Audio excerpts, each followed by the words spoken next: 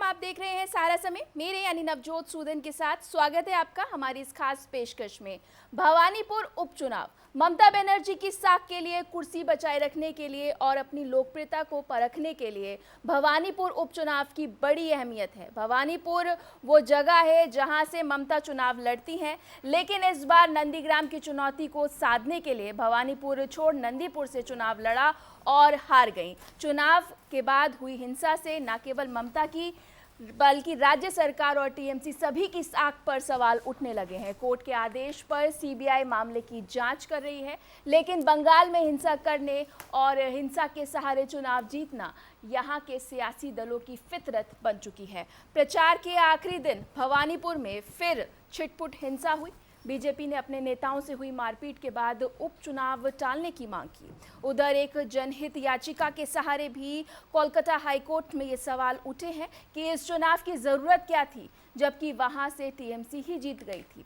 अब गेंद चुनाव आयोग के पाले में है, वो वोटर की सुरक्षा के लिए क्या कदम उठाती है और 30 सितंबर को उपचुनाव जो है वो करवाते हैं या कुछ दिनों के लिए टाले जाते हैं। बहरहाल कांग्रेस और सीपीएम ने ममता को वॉकओवर दे दिया है और बीजेपी ने पूरे जोशो खरोश के साथ प्रियंका को मैदान में उतारा है। प्रचार के लिए 80 नेताओं को 3 अक्टूबर को नतीजे आने के बाद ही तय होगा कि भवानीपुर एक बार फिर ममता के लिए लकी साबित होगा या फिर बीजेपी कोई गुल खिला सकेगी। हालांकि बीजेपी ने साफ कर दिया है कि इस बार खेला नहीं, न्याय होगा।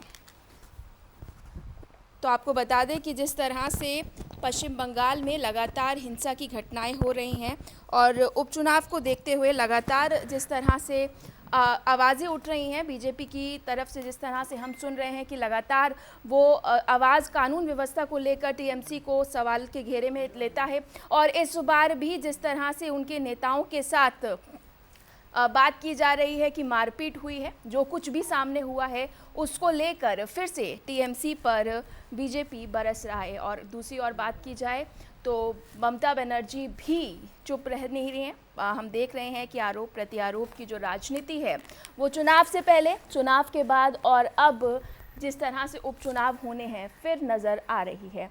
इस बीच हमने देखा कि टीएमसी आमने सामने है, बीजेपी और टीएमसी आमने सामने हैं और कहीं ना कहीं अब ये देखना होगा कि कौन इस बार उपचुनावों में जीत हासिल करता है।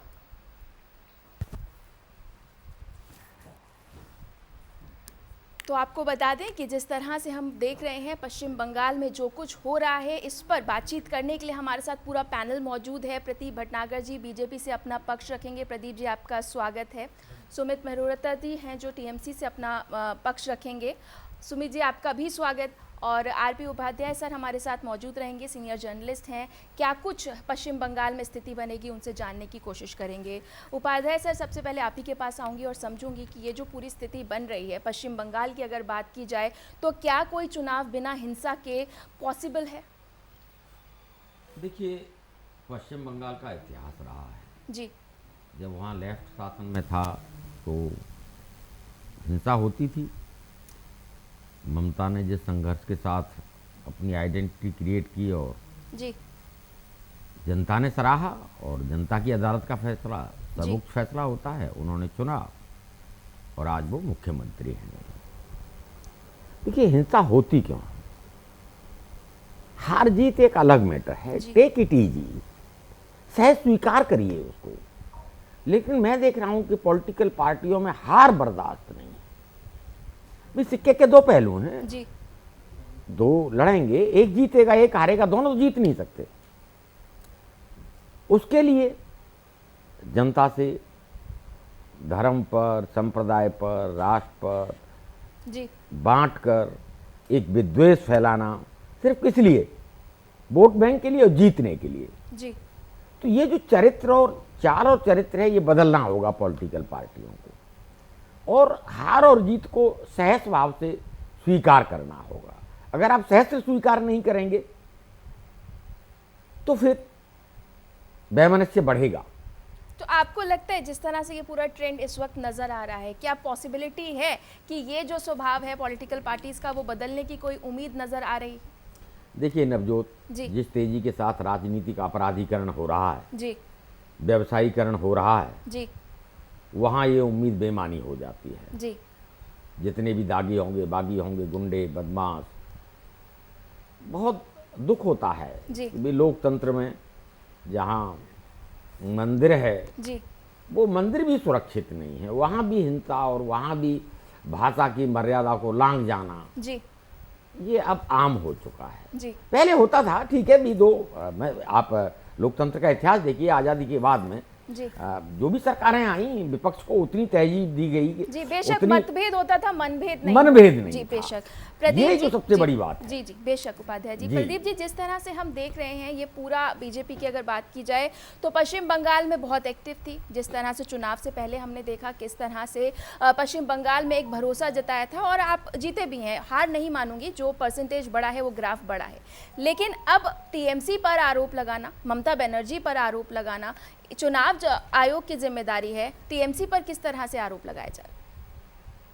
मैं तो इसमें यही, देखिए मैंने पहले भी कही है इसके बारे में और अभी भी कह दूं, देखिए जो पश्चिम बंगाल के अंदर रक्त भरी जो राजनीति और रंजिश है जी वो पॉलिटिकल इतनी ज़्यादा हो गई कि ममता जी खुद जब सीएम बनी पहली बार, वो खुद लाशों के ऊपर बैठ के खून बहा के, नदियाँ बहा के ही सीएम बनी और वो आज तक वही अख्तियार कर रही हैं और उसी खेमे पे चल रही हैं कि ममता जी को एक सोचना चाहिए कि एक प्रदेश की मुखिया और एक जिम्मेदार पद पे बैठ के लॉ एंड ऑर्डर उन चीज़ों को कायम रखना उनका काम है।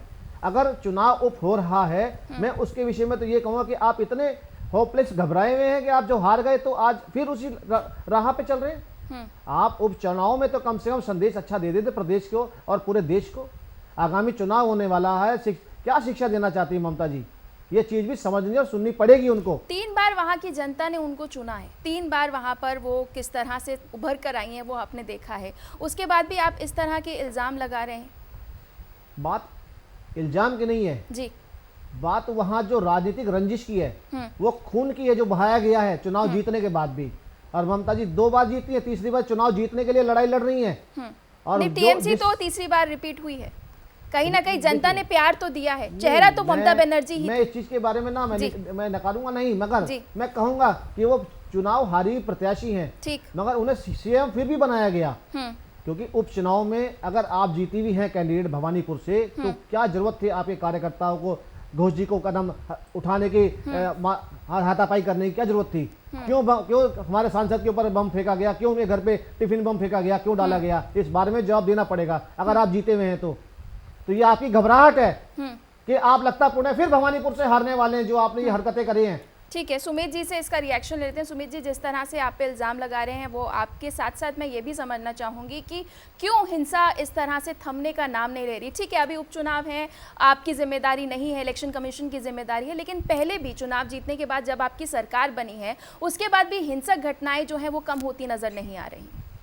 नवजोत जी, बिल्कुल मैं आपकी बातों का जवाब दूंगा। हमारे प्रवक्ता साहब बैठे हैं, बीजेपी के नेता भी हैं, इन्होंने एक बात कही थी कि माननीय ममता दीदी जो है लाशों के ऊपर इन्होंने राजनीति करी है। जी। तो ये पहले अपना घर देखें, जिस तरीके से इनके माननीय प्रधानमंत्री मुख्यमंत्री से गुजरात में, तो इन्होंने क्या नाम है, गुजरात के अंदर किस तरीके से वहाँ पे ठीक है, पर्सनल अटैक हो जाएंगे, आप कुछ और बताएंगे, वो कुछ और बताएंगे, मुद्दे से भटक जाएंगे। मुद्दा ये है कि हिंसा क्यों हो रही है। देखिए, किसी के ऊपर आप आरोप लगा रहे हैं तो आप कह रहे हैं तो आप सुनने की तो हिम्मत रखें। जी, आप कह रहे हैं खून की राजनीति वो करते हैं, तो खून की राजनीति आप लोगों ने गुजरात के अंदर कम करी है क्या? मुझे आप बताइए, आप लोगों ने किस तरीके से राजनीतिक लड़ाई नहीं थी, हिंदू दो समुदाय का झगड़ा था। मैं आपको क्लियर कर दूं पहले, वो चुनाव राजनीति नहीं थी, वो राजनीतिक लड़ाई नहीं थी वहाँ पे। आपने किस तरीके से वहाँ पे गुजरात के अंदर पूरी ट्रेन ठोक दी थी। आरोपी है प्रधानमंत्री और माननीय अमित शाह जी भी आरोपी हैं, परी खुद करा गया है। जो गुजरात में होगा वो पश्चिम बंगाल में भी होगा। सुमित जी,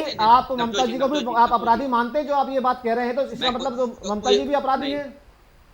नवजोत जी देखिए जी, पहले सुनने की बात रखिए। आप जब बोल रहे थे मैं आपके बीच में नहीं बोला। ठीक है, आप बात रखिए अपनी। जी, मैं बिल्कुल नहीं बोला, शांत जी, ये होती है डिबेट, नहीं करनी है मत करिए। ठीक है सुमित जी, बात रखिए। प्रदीप जी बात सुनिए। ठीक है नवजोत जी, देखिए क्या है, किस तरीके से बंगाल में भारतीय जनता पार्टी हारी हुई है। एक एक करके उनके सांसद, एक एक करके विधायक उनके भागते चले जा रहे हैं, छोड़ते चले जा रहे हैं घर को।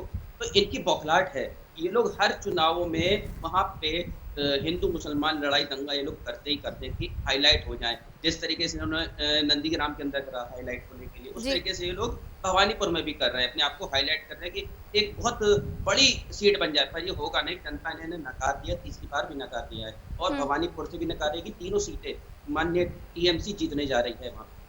ठीक है, तो टीएमसी ये जीतने जा रही है। बौखलाहट पर का ये जो जिस वर्ड तरीके- आ रहा है बार नहीं, बार कि ये बौखलाहट है जो कहाँ प्रचार नहीं बौखलाहट? करने दिया जा रहा है, इस तरह की अगर बात है, अगर शंका है तो उसको भी क्लियर कर दीजिए। नमदोज जी, आप खुद बताइए कहाँ बौखलाहट है? हम लोग कोई बौखलाहट नहीं, हम लोग काम कर रहे हैं, विकास की बात करते हैं, विकास के ऊपर बात करते हैं, पर ये लोग लड़ाई दंगे की बात करते हैं। आज तक इन्होंने देश के अंदर 7 साल हो गए, कोई बात नहीं करी है। महंगाई बढ़ती चली जा रही है, इन्होंने कोई बात नहीं करते कि वहाँ पे रंजिश हो रही है, खून हो रहा है। अरे भाई विकास की बात करिए, देश के अंदर विकास की बात करिए। कब करेंगे विकास की बात? आप नहीं करेंगे। आप हर समय लड़ाई हो रही है, ममता दीदी हारी हुई है। अरे भाई हारी हुई नहीं है, ममता दीदी अगर हारी हुई होती तो दूसरा सरकार कहाँ बना लेती? नहीं आप सुमित जी, बताइए, मैं भी कैसी विकास की आपात- बात आपसे पूछ लेती, विकास की बात आपसे कर लेती। अगर इस तरह की घटनाएं नहीं आ रही होती, हिंसक जो घटनाएं हो रही हैं, वो एक बड़ा मुद्दा बन जाता है। विकास तो सभी पूछ रहे हैं, विकास कहाँ है, विकास कैसे हुआ, ये सवाल उठता है। लेकिन इस वक्त जो सवाल है वो जरूरी ये है कि हिंसा क्यों हो रही है, हिंसा को कैसे रोका जाएगा, जो जानमाल का नुकसान हो रहा है उसके लिए सरकार क्या कर रही है?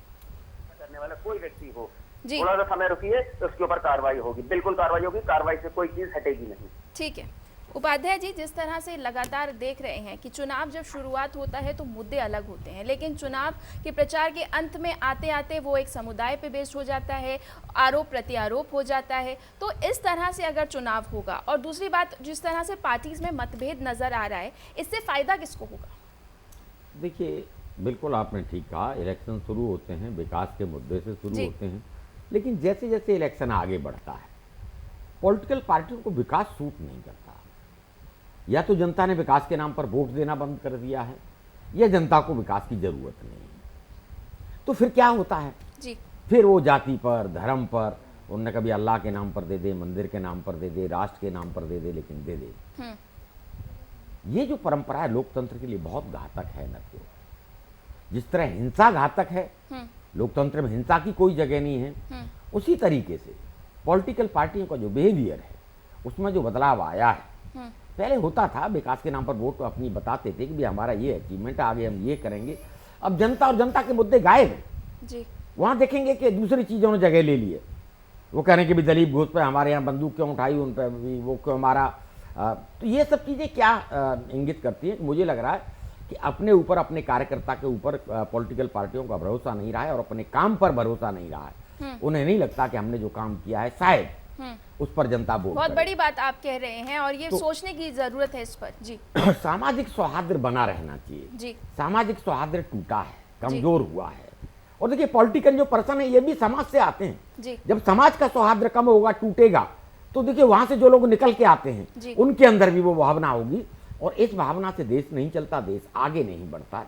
ये हम सब जानते हैं। बेशक उसके बावजूद भी पॉलिटिकल पार्टियां बार बार उसी हिंसा का, उसी संप्रदाय का, उसी धर्म का, जाति का, जो और तो और मैं देख रहा हूं कि भाई टिकटें भी आप नवजोत जी। दी जाती हैं तो जाति देखकर जी कि भाई ठाकुरों के कितने वोट हैं तो यहाँ ठाकुर को टिकट दिया जाएगा, जी। यहाँ ब्राह्मणों के कितने वोट हैं, ब्राह्मण या और इसी मुस्लिम हैं, वजह इसको- से लॉटरी निकल और जाती है बहुत लोगों जब की। मंत्रिमंडल का विस्तार होता है तो जी। वो भी इसी उस पर होता है जी कि भी कितने ओबीसी रखने, कितने एससी रखने, जी सवर्णों को कितना हिस्सा देना है। जब सब कुछ टुकड़ों टुकड़ों में बट जाएगा फिर ये राष्ट्र कैसे चलेगा? ठीक मुझे कई बार ये लगता है कि पॉलिटिकल पार्टियों का जो नजरिया है इतना संकुचित हो गया है कि वो इसके आगे न कुछ देखती हैं न कुछ सोचती हैं। जी सिर्फ धर्म पर, राज जाति पर, मंत्रिमंडल में, टिकट में, सब में और नहीं कुछ हो तो बल का प्रयोग। नहीं जी। कुछ होगा तो फिर ये ना भी हिंसा भी हम अपने कौन करता है हिंसा? जी पॉलिटिकल पार्टियों के कार्यकर्ता करते जी। हैं। आम आदमी हिस्सा नहीं लेता है उस हिंसा में। आम आदमी त्रस्त होता है उस हिंसा से।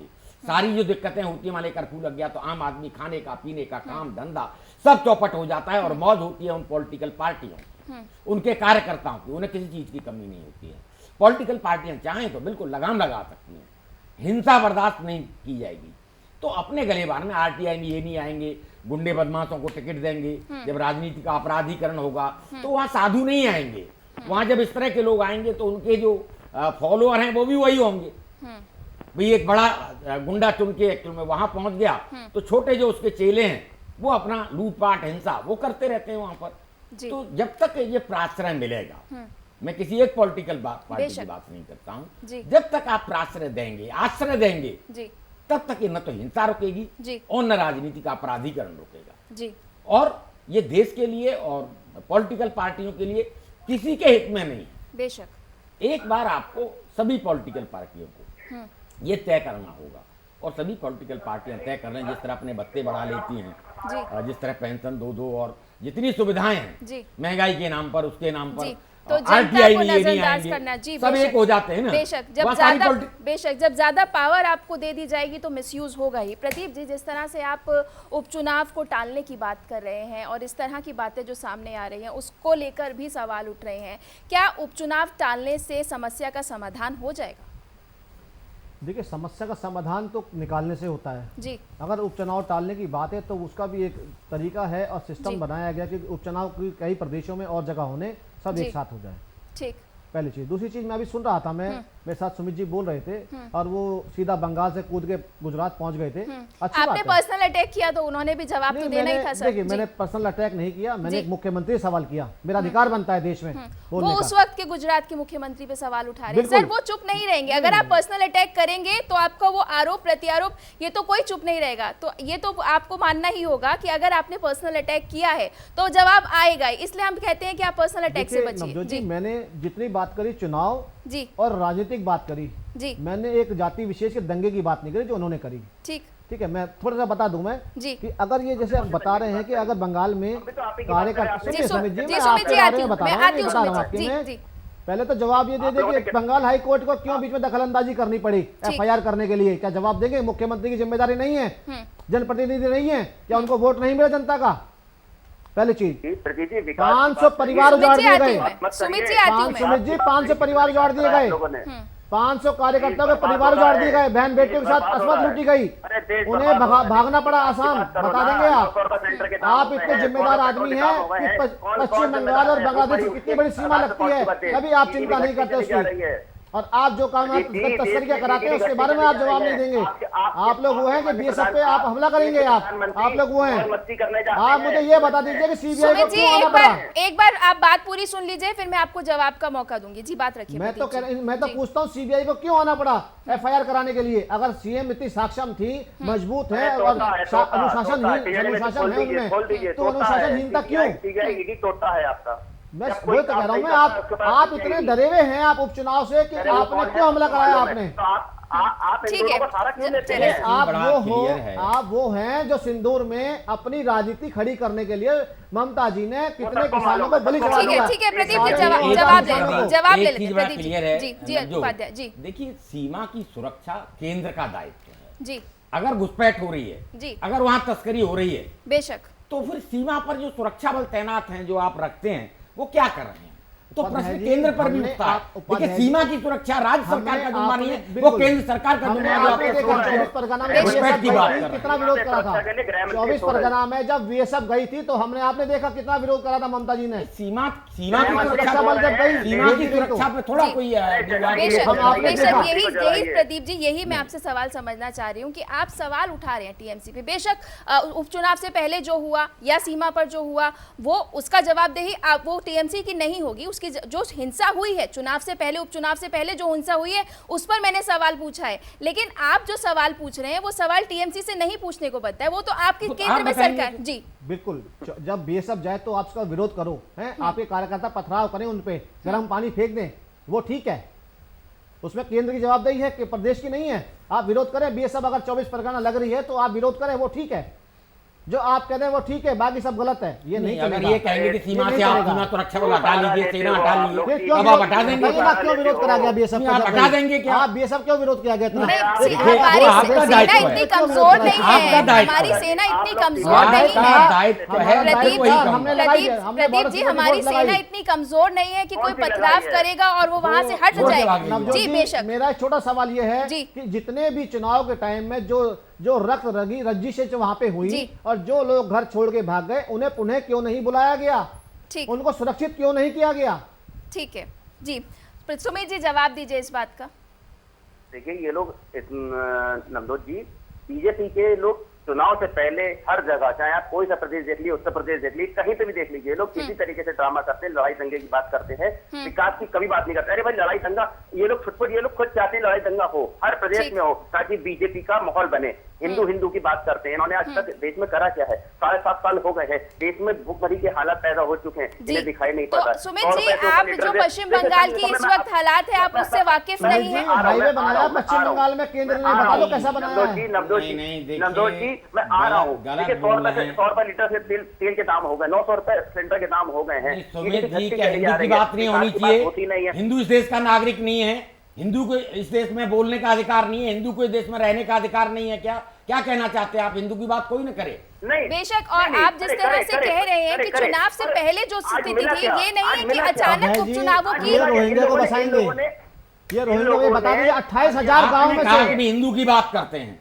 हिंदू की बात करना क्या जुर्म है? क्या पाप है हिंदू की बात करना? नहीं, हिंदू की, अरे हिंदू करें ना, सब लोग करें, क्यों नहीं करें? अरे हिंदू रहने का है, सबको रहने का अधिकार है हिंदुस्तान में, सबको। तो बता दीजिए 28,000 गाँव में से 5,000 हिंदू पलायन क्यों कर गए? बता दीजिए इसके बारे में, कौन बताएगा? भटनागर जी, जब चुनाव आते हैं तब आपको। अरे सब चुनाव नहीं चल रहे हैं, अब चुनाव खत्म, उपचुनाव भी खत्म हो चुके हैं। 28,000 गाँव में पश्चिम बंगाल हिंदू, 5,000 गाँव में क्यों चलेगा हिंदू? बता दीजिए आप, क्या मुस्लिमीकरण हो गया वहाँ पे? प्रदीप जी एक मिनट, सुमित जी मैं आपसे यही समझना चाह रही हूँ। जी सुमित जी एक मिनट, सवाल मेरा सुन लीजिए। जो चैनल पे दिखाया जा रहा है, चुनाव निपटने दीजिए, कार्रवाई होगी, निश्चित कार्रवाई होगी, कोई होगा बख्शा नहीं जाएगा। सुमित जी, जो अब प्रदीप जी भाई को डांट लगा रही है, आप क्या करेंगे उसमें? प्रदीप जी बताओ एक ना। मिनट, सुमित जी जिस तरह से दिक्कत यही है, दिक्कत यही से शुरू होती है। आप कहते हैं वो हिंदू की बात कर रहे हैं तो आप मुस्लिम की बात करेंगे, ये हिंदुस्तान की बात करेंगे तो आप पाकिस्तान की बात करेंगे। अरे भी इलेक्शन की बात करिए, जनता की बात करिए, जनता के मुद्दों नहीं, की वो बात मुद्दा करिए। सूट नहीं करता है। सुमित जी मैं आपसे यही समझना चाह रही हूँ, बार बार आप ये मुझे ये बता दीजिए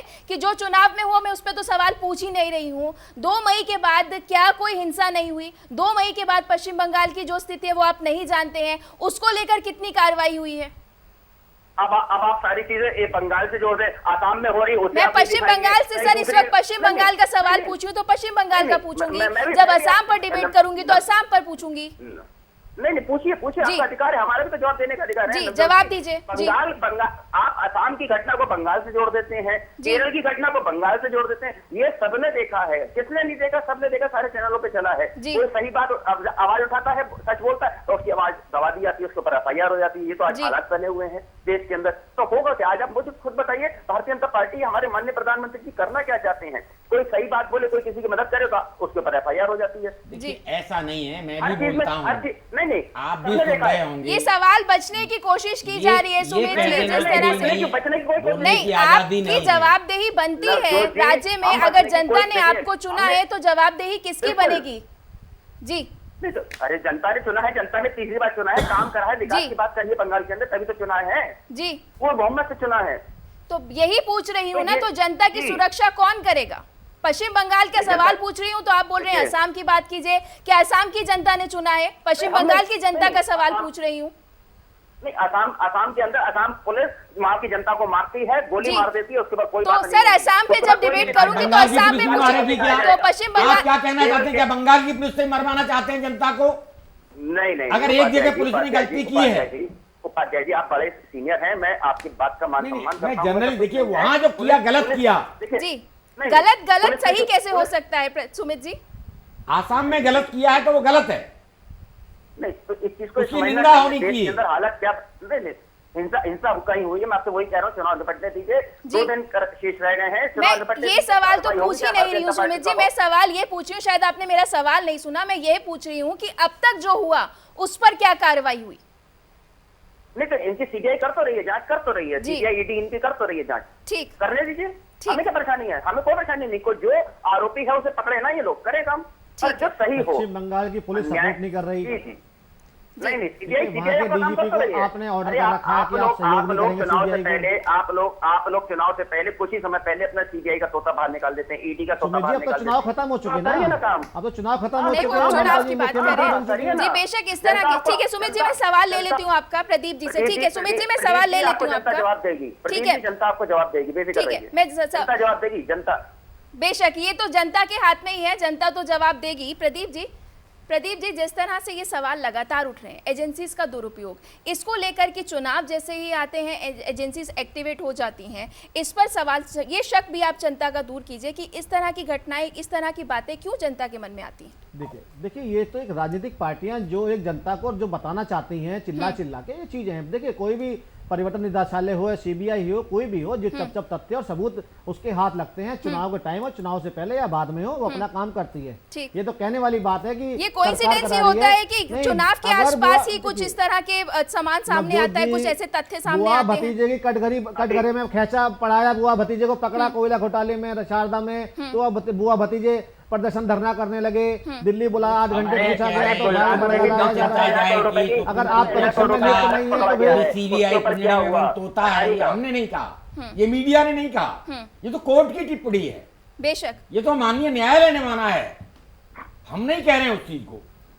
तो जो देखिए कोई भी सत्ता में होता है, जो मैं ये देख रहा हूँ एक चलन सा बन गया है, एक प्रचलन हो गया है जी, तभी मजबूरी में कोर्ट को कहना पड़ा बेशक कि जो भी केंद्रीय एजेंसियां हैं वो जो सत्ता में होता है उसके अकॉर्डिंग एक्चुअल में वर्क करती है, और वो जनता को दिखता भी, जनता मैसेज भी जाता है, तभी कोर्ट को टिप्पणी करनी पड़ती है जी।